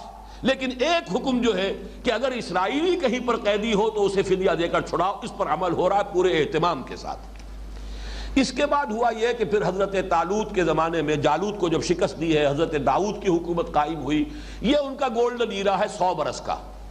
16 برس حضرت طالوت کے، 40 برس حضرت داؤد کے اور 40 برس حضرت سلیمان کے. یہ گویا کہ یوں سمجھیے کہ اگرچہ 300 برس کا فصل ہے، لیکن یہ خلافت راشدہ کی جو 3 خلافتیں ہماری ہیں جو متفق علیہ ہیں. حضرت ابوبکر صدیق 2.5 برس، حضرت عمر فاروق 10 برس، حضرت عثمان 12 برس. یہ گویا کہ 24 برس بنتے ہیں. وہاں یہ 100 برس کی مدت ہے، لیکن ہے وہ 3 کا عدد موجود ہے، حضرت طالوت، حضرت داؤد، حضرت سلیمان. اس کے بعد کیا ہوا؟ جیسے کہ حضرت علی کے زمانے میں 2 حکومتیں علیحدہ ہو گئی. حضرت علی کی خلافت، لیکن یہ کہ شام کی حکومت حضرت امیر معاویہ کی علیحدہ ہے. اسی طریقے سے حضرت سلیمان کے بعد پھر ان یہودیوں کی 2 حکومتیں قائم ہوئی، اسرائیلی حکومت اور یہودا کی حکومت. پھر ان میں جنگیں چلتی رہیں. وہی کچھ ہوا ایک دوسرے، اور ظاہر بات ہے کہ پھر فلسطینی جو اور دوسری اقوام تھیں غیر اسرائیلی، ان سے ایک دوسرے کے خلاف مدد لیتے تھے. پھر بھی وہاں پر بھی یہی ہو رہا ہے، یہاں تک کہ عین حضور کے زمانے میں ہوا ہے. اسی آیت کے کا یوں سمجھیے ایک نقشہ سامنے آیا. مدینے میں آپ کو معلوم ہے کہ 2 تو تھے اصل عرب قبائل، اوس اور خزرج. اصل میں یہ یمن سے، جبکہ وہاں پر وہ سد معارب ٹوٹا ہے اور سیلاب آیا ہے، تو وہاں سے جو عرب قبیلے نکلے ہیں تو کوئی تو چلے گئے عراق تک، کوئی شام میں جا کر آباد ہو گئے. کچھ قبیلے، یہ 2 قبیلے آ کر یہ یہاں اس مدینے کی بستی کے اندر یثرب میں آباد ہوئے، اوس اور خزرج. یہ ہے اصل عرب. لیکن 3 یہ یہودی قبیلے یہاں پر آباد تھے، بنو قینقاع، بنو نذیر اور بنو قریظہ. اب اوس اور خزرج کے جو 2 قبیلے تھے، ان کی آپس میں کھٹ پٹ رہتی تھی، چپقلش ہے، قبائلی جنگیں ہوتی ہیں. ان میں سے 2 جو تھے قبیلے یہود کے، بنو نذیر اور بنو قریظہ، وہ اوس کا ساتھ دیتے تھے، اور ایک قبیلہ بنو قینقاع وہ خزرج کا ساتھ دیتا تھا. جنگ بعاث میں یہی شکل رہی. اصل جنگ تھی اوس اور خزرج کے مابین، لیکن خزرج کے ساتھ بنو قینقاع موجود ہے، اور اوس کے ساتھ بنو نذیر اور بنو قریظہ موجود ہے، جنگ ہوئی ہے، ایک دوسرے کو قتل کیا ہے، اور ایک دوسرے کے قیدی جب چلے گئے ہیں اوس کے کیے یا خزرج کے قید میں، اب ان کو فدیہ دے کر چھڑا رہے ہیں۔ تو گویا کہ یہ ان کی پوری تاریخ کے اندر ایک تسلسل ہے اس عمل کا، کہ عہد یہ لیا گیا تھا وَإِذْ أَخَذْنَا مِيثَاقَكُمْ لَا تَسْفِكُونَ دِمَاءَكُمْ وَلَا تُخْرِجُونَ أَنفُسَكُمْ مِنْ دِيَارِهِمْ ثم اقررتم وانتم تشهدون ثم انتم هؤلاء تقتلون انفسكم وتخرجون فريقا منكم من ديارهم تظاهرون عليهم بالاثم والعدوان وان ياتوكم اسارى تفادوهم، اور اگر وہ قیدی بن کر آئیں تو تم انہیں لازماً فدیہ دے کر چھڑاتے ہو۔ یہ تمہارا بڑا تقویٰ ہے، بڑی دینداری ہے، بڑی شریعت کی پابندی ہے جس کا مظاہرہ تم کرتے ہو کہ ہم نے اپنے اسرائیلی قیدیوں کو فدیہ دے کر چھڑا لیا، حالانکہ وہ قیدی بنے ہی تمہارے اپنے غیر شرعی عمل کی وجہ سے۔ وَهُوَ مُحَرَّمٌ عَلَيْكُمْ إِخْرَاجُهُمْ، حالانکہ ان کا نکلوانا وہاں سے وہی تم پر حرام تھا۔ وہ حرام بات تو یاد نہیں رہی، اس کے اوپر تو خوب تم نے جو بھی وقتی اپنی مصلحت تھی اس کے تحت اس کی دھجیاں اڑا دی، لیکن یہ کہ اب دوسرے حکم پر، شریعت کے حکم پر عمل کر رہے ہو۔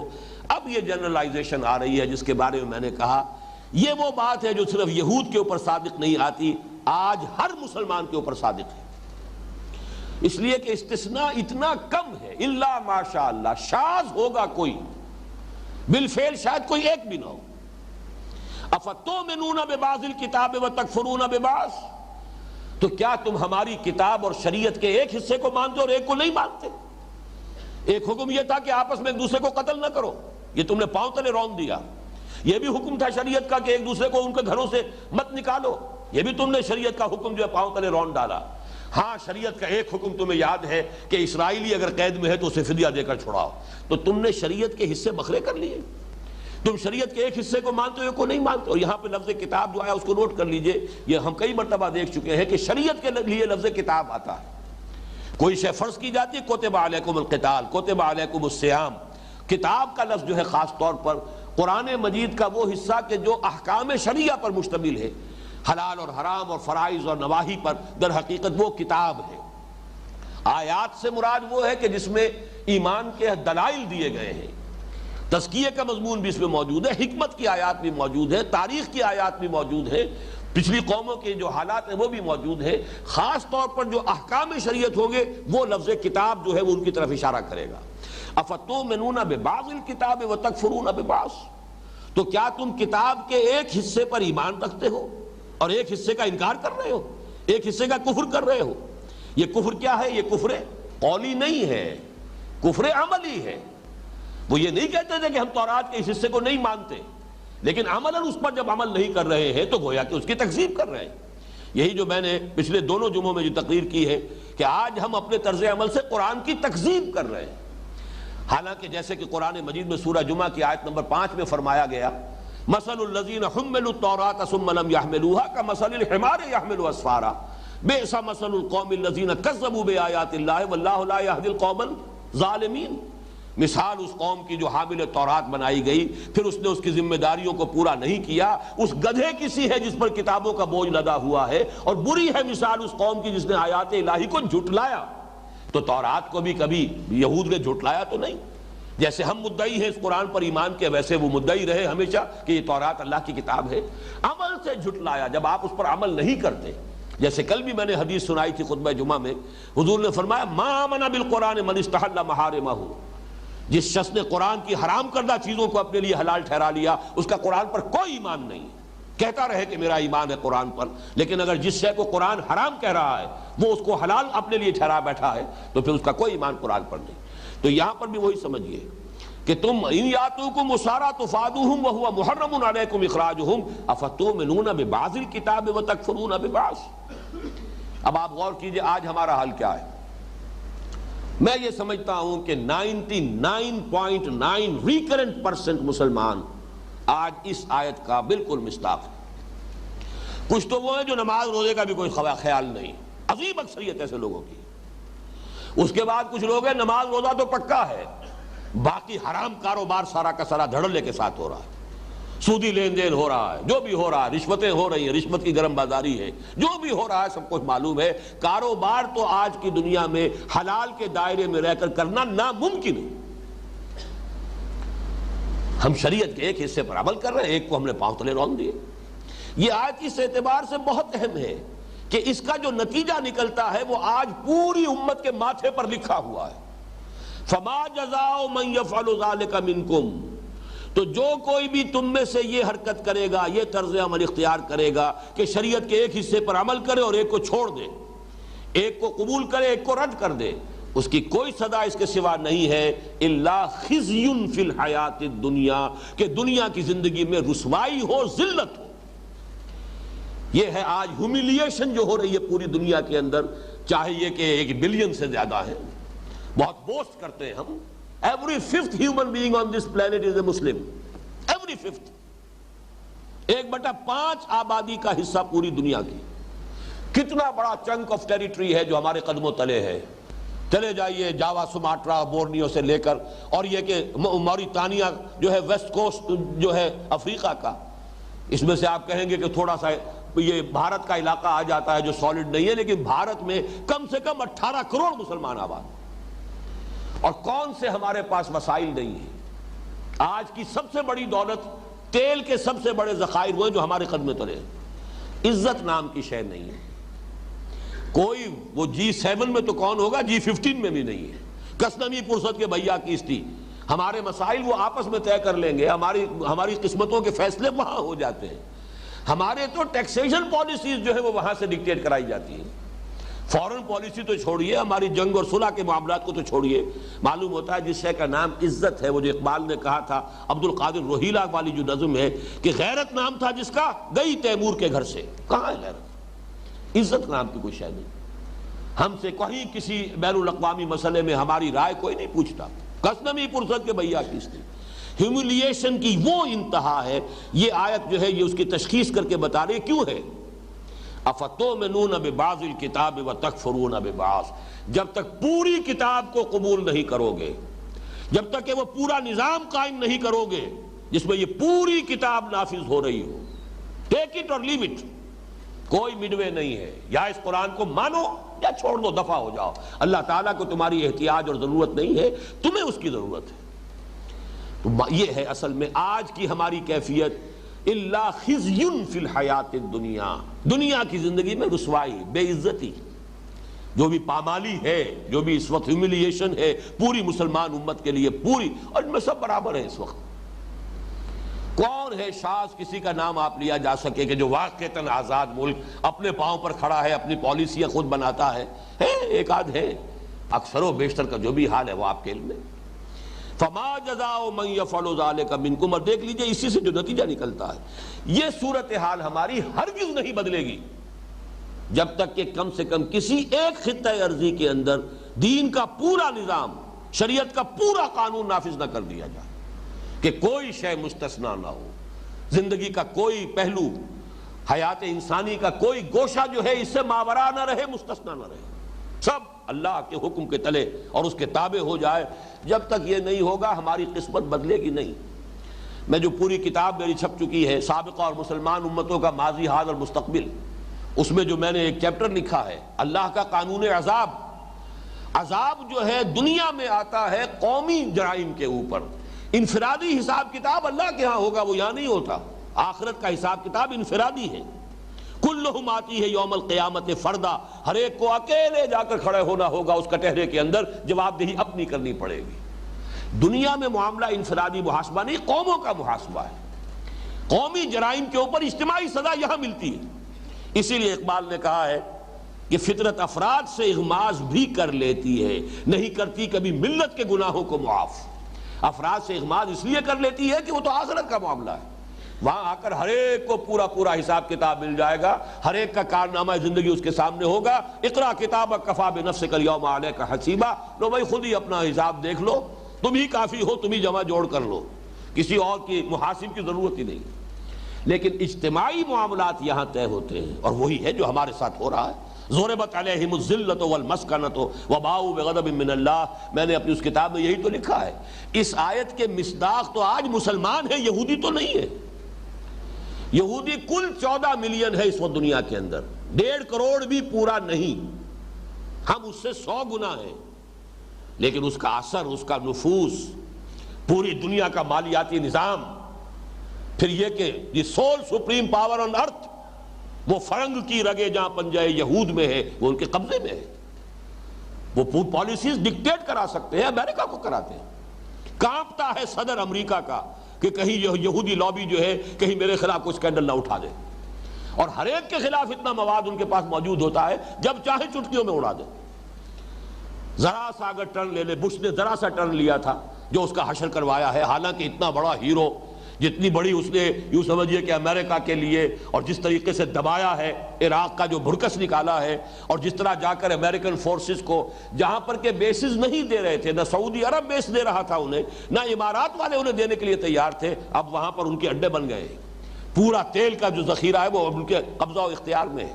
اس کے باوجود یہودیوں سے ذرا سے ہٹ کر اگر اس نے کوئی ایک بات کی ہے، پتہ چاک کوئی حیثیت ہی نہیں. پوری کتابیں لکھی گئی دی ڈیئر ٹو اسپیک. ذرا سا کسی نے اگر یہودیوں کے خلاف کبھی اگر لب کشائی کی ہے، بڑے سے بڑے پولیٹیکل لیڈر کا جو ہے اس کا جو کیریئر ہے وہ آنن فانن ختم کر دیا گیا. اس قدر اثر و رسوخ ہے. وہ ہے کل 14 ملین، 1.5 کروڑ. تو ضربت علیہم الذلۃ والمسکنہ کہاں ہے؟ آج کا یہودی اس کا مصداق نہیں ہے، آج ہم مصداق ہیں اس کے. ضربت علیہم الذلۃ والمسکنۃ وباؤوا بغضب من اللہ. یہ صورتحال بہرحال اس کو بدلنا بھی ہے، اس کا جو اینڈ ریزلٹ ہے وہ کچھ اور آئے گا، لیکن یہ کہ میری گفتگو کا اس وقت وہ موضوع نہیں ہے، وہ تو میری اس کتاب میں موجود ہے. اس آیت پر غور کیجئے کہ یہ طریقے ہوتے ہیں شریعت کو ماننے والوں میں جب اضمحلال ہوتا ہے. یا تو جیسے وہ سبت والوں نے کیا، حکم پر عمل کر رہے ہیں لیکن روح غائب. مچھلیاں تو نہیں پکڑی ہفتے کے روز، لیکن گڑھے کھودنے میں لگے رہے، تاکہ جو اصل مقصد تھا شریعت کا وہ تو غتربود، لیکن یہ کہ بہرحال اس شریعت کی ظاہری شکل جو ہے وہ برقرار. یا نمبر 2 بات یہ آئی کہ شریعت کا ایک حصہ سر آنکھوں پر، نماز پڑھیں گے جی، روزہ رکھیں گے، تراویح پڑھیں گے، سب کچھ کریں گے، ختم قرآن کریں گے، یہ ہوگا سب ہوگا، لیکن یہ سود کے بغیر تو دھندا چلتا نہیں، رشوت کے بغیر کام ہمارا چلتا نہیں. وہ ہر ایک نے کوئی نہ کوئی ایک گناہ کبیرہ، ہماری سوسائٹی کے ہر طبقے نے ایک گناہ کبیرہ اپنے لیے حلال کیا ہوا. ملازم پیش آئیں تو چاہے وہ جو سرکاری اختیارات میں خیانت ہے، چاہے امانت جو ان کے پاس ہے اس میں خیانت ہے، چاہے رشوت ہے، انہوں نے وہ کیا کریں جی، تنخواہوں میں گزارا نہیں ہوتا. کاروبار والوں نے سود کو، بلیک مارکیٹنگ کو، حلف نامے جھوٹے، حساب کتاب جو پیش کرتے ہیں انکم ٹیکس کے جھوٹے حلف نامے، یہ تو کیا کریں، یہ مجبوری ہے. باقی مسجدیں بنا دیں گے، تمہاری مسجد میں آ کر قالین ڈال دیں گے، اعلیٰ سے اعلیٰ جو ہے اس کے لیے فانوس لا کے لگا دیں گے، یہ اپنی جگہ ہے. لیکن یہ کہ بہرحال شریعت کا یہ حکم جو ناقابل عمل ہے. افتؤمنون ببعض الکتاب وتکفرون ببعض. اور یہ ان کا حال ہے جو شریعت پر کوئی عمل کرتے ہیں. باقی چھوڑیے ان کو جن کی زندگیوں سے شریعت خارج ہو چکی، جنہیں یہ بھی پتہ نہیں کہ جمعے کا دن کون سا ہوتا ہے، ہفتے میں کب آتا ہے کب جاتا ہے. وہ تو اب چونکہ چھٹی ہوتی ہے اس لیے پتہ چل جائے تو چل جائے کہ آج جمعے کا دن ہے، ورنہ ہمارے معاشرے میں وہ لوگ بھی ہیں جنہیں پتہ ہی نہیں ہوتا تھا جمعہ کب آیا اور گیا. تو وہ تو شریعت سے بالکل ہی گویا کہ اپنے طور پہ آزاد کر چکے. لیکن یہ کہ جو شریعت پر عمل کرتے ہیں ان کا عمل یہ ہے، افتؤمنون ببعض الکتاب وتکفرون ببعض فما جزاء من يفعل ذلك منكم الا خزي في الحیات الدنیا. اور سخت الفاظ آگے آ رہے ہیں. دنیا کی زندگی میں تو بے عزتی، رسوائی ہوگی، وَيَوْمَ الْقِيَامَةِ يُرَدُّونَ إِلَىٰ أَشَدِّ الْعَذَابِ. اور قیامت کے دن جھونک دیے جائیں گے شدید ترین عذاب میں. یہ اشد کا لفظ آ رہا ہے، نوٹ کر لیجئے. اور یہی صیغہ ہے افعل التفضیل کا جو منافقین کے لیے آیا ہے. ان المنافقین فی الدرک الاسفل من النار. اسفل، منافق جہنم کے سب سے نچلے طبقے میں ہوں گے. کفر کے مقابلے میں اللہ تعالیٰ کو نفاق سے زیادہ نفرت ہے، نفاق زیادہ ناپسند ہے کفر کے مقابلے میں. کافر تو کھلم کھلا کہہ رہا ہے نا، میں نہیں مانتا، بات ختم ہو گئی. یہ کہتے ہیں ہم مانتے ہیں اور پھر عمل یہ کر رہے ہیں. ان کی جسارت یہ، ڈٹائی کا یہ عالم ہے، یہ جو ہے استہزاء ہے، تمسخر ہے. اور یہ یقیناً اللہ کے غضب کو بھڑکانے والی بات. کبرا مقتا عند اللہ ان تقولوا ما لا تفعلون. اللہ کے غضب کو بھڑکانے والی ہے یہ بات کہ تم کہو جو کرتے نہیں ہو. اسی لیے یہاں پر آیا وَيَوْمَ الْقِيَامَةِ يُرَدُّونَ إِلَىٰ أَشَدِّ الْعَذَابِ وَمَا اللَّهُ بِغَافِلٍ عَمَّا تَعْمَلُونَ. اور جان لو اللہ ناواقف نہیں ہے، غافل نہیں ہے اس سے کہ جو تم کر رہے ہو. تم اپنے ظاہری لبادوں سے، اپنے زبانی دعووں سے اللہ کو دھوکہ نہیں دے سکتے. تم خلق خدا کو دھوکہ دے سکتے ہو، ان کی زبانیں بند کر دو گے، نیشنلائز کرو گے اپنے ایٹیچیوڈ کو، بڑی جسٹیفیکیشن اس کے لیے فراہم کر لو گے جو چاہو گے، دنیا والوں کو چپ کرا لو گے۔ وَمَا اللَّهُ بِغَافِلٍ عَمَّا تَعْمَلُونَ، اللہ غافل نہیں ہے، ناواقف نہیں ہے، وہ تمہارے لباس سے، تمہارے عباؤں اور تمہارے جبوں اور تمہارے جو بھی تمہارا ظاہری تم نے تقویٰ کا لبادہ اوڑھا، اس سے دھوکہ کھانے والا نہیں ہے۔ ہر سال حج ہو رہا ہے، ہو کس سے رہا ہے؟ حرام کی کمائی سے ہو رہا ہے، یہ حج ہے۔ عمرہ ہو رہا ہے، ہر سال رمضان میں عمرہ ہو رہا ہے، کس کمائی سے ہو رہا ہے؟ جبکہ وہاں حدیث یہ ہے کہ منہ پر دے ماری جاتی ہے دعا، انا یستجاب لذالک، اس کی دعا قبول ہو تو کیسے ہو؟ وَمَطْعَمُهُ حَرَامٌ وَمَلْبَسُهُ حَرَامٌ وَغُذِيَ بِالْحَرَامِ، اس کا کھایا ہوا حرام کا ہے، پہنا ہوا حرام کا ہے، اور حرام غذا سے اس کا جسم بنا ہے۔ چاہے آپ جبل الرحمت پر کھڑے ہو کر 4 گھنٹے ہاتھ اٹھا لیجئے، اللہ کی ترازو میں زیرو ہے، کوئی وزن اس کا نہیں، اس لیے تم حرام خوری کر کے یہاں آئے، تمہارا سارا پیسہ جو تم نے خرچ کیا وہ حرام سے۔ وَمَا اللَّهُ بِغَافِلٍ عَمَّا تَعْمَلُونَ أُولَٰئِكَ الَّذِينَ اشْتَرَوُا الْحَيَاةَ الدُّنْيَا بِالْآخِرَةِ، یہ وہ لوگ ہیں جنہوں نے آخرت دے کر دنیا خرید لی ہے۔ یہ شرع یشری اور باع یبیع، یہ دونوں طرف چلتا ہے۔ بیع میں، خرید و فروخت میں ہوتا کیا ہے؟ آپ نے کوئی چیز دی اور دوسری لے لی۔ کسی زمانے میں تو ہوتا ہی مبادلہ تھا، بارٹر ہی ہوتا تھا، شے کا شے سے تبادلہ ہے۔ کسان نے محنت کی ہے، گندم اگائی ہے، اور یہ بیچارہ بیٹھا ہوا کرگھے کے اوپر یہ کپڑا بنتا رہا ہے، اس نے کپڑا اس کو دیا اور اس سے جو ہے گندم لے لی۔ تو اصل میں کس کو قیمت کہے؟ وہ گندم قیمت ہے یا یہ کہ وہ کپڑا قیمت ہے؟ دونوں کو قیمت بھی کہہ سکتے ہیں اور دونوں کو جنس بھی کہہ سکتے ہیں۔ البتہ یہ کہ اب کرنسی ہے تو اس حوالے سے ہم کہتے ہیں قیمت اتنے روپے ہے یا اتنے ڈالر ہے یا اتنا سونا ہے یا اتنی چاندی ہے، لیکن یہاں پہ قرآن مجید میں یہ لفظ آتا ہے اس اوریجنل سینس میں، ایک شے دینا ایک لے لینا۔ یہ وہ لوگ ہیں جنہوں نے دنیا لی ہے، آخرت دے دی ہے۔ اولئک الذین اشتروا الحیاۃ الدنیا بالآخرہ، آخرت کے عوض آخرت دے کر دنیا خرید لی ہے۔ فلا یخفف عنہم العذاب ولا هم ینصرون، تو نہ ان پر سے عذاب کی تخفیف ہوگی، کبھی عذاب سخت سے سخت تر ہوتا چلا جائے گا، تخفیف نہیں ہوگی، نہ ہی ان کی کسی جانب سے کوئی مدد ہو سکے گی۔ اللہ تعالیٰ سے پناہ مانگیے اور دعا کیجئے کہ اللہ تعالیٰ ہمیں دین پر، لیکن پورے دین پر، ادخلوا فی السلم کافہ، پورے دین پر عمل پیرا ہونے کی توفیق عطا فرمائے۔ اور اگر بالفرض کسی کے لیے اس وقت پورے دین پر عمل کرنا ممکن نہیں ہے، دین کا ایک حصہ وہ ہے جو میرے اختیار ہی میں نہیں ہے، میرے اختیار میں نہیں ہے کہ چور کا ہاتھ کاٹ سکوں جب تک کہ نظام نہ بدلے اور یہ قانون نافذ نہ ہو، لیکن جو چیز میرے اختیار میں ہے اس وقت، چاہے اس میں بھوک آ جائے کوئی پرواہ نہیں، وہ تو وَلَنَبْلُوَنَّكُمْ بِشَيْءٍ مِّنَ الْخَوْفِ وَالْجُوعِ وَنَقْصٍ مِّنَ الْأَمْوَالِ وَالْأَنفُسِ وَالثَّمَرَاتِ، اس کی تو پیش کی تنبیہ موجود تھی۔ لیکن یہ ہے کہ جو میرے اختیار ہی میں نہیں ہے اس کا کفارہ ادا ہوگا، تن من دھن لگا دو اس نظام کو بدل کر اس نظام کو قائم کرنے میں، یہ گویا کہ تمہاری جد و جہد کفارہ بن جائے گی۔ اللہ تعالیٰ اسے قبول کرے گا کہ میرے اس بندے نے اس غلط نظام کے اندر پھلنے اور پھولنے پر اپنی محنتیں صرف نہیں کی ہے، بلکہ میرے اس بندے نے اس نظام کو بدلنے پر اپنی تمام توانائیاں صرف کر دی ہیں، یہ کفارہ ہوگا اس کا۔ اقول قولی ھذا واستغفر اللہ لی ولکم ولسائر المسلمین والمسلمات۔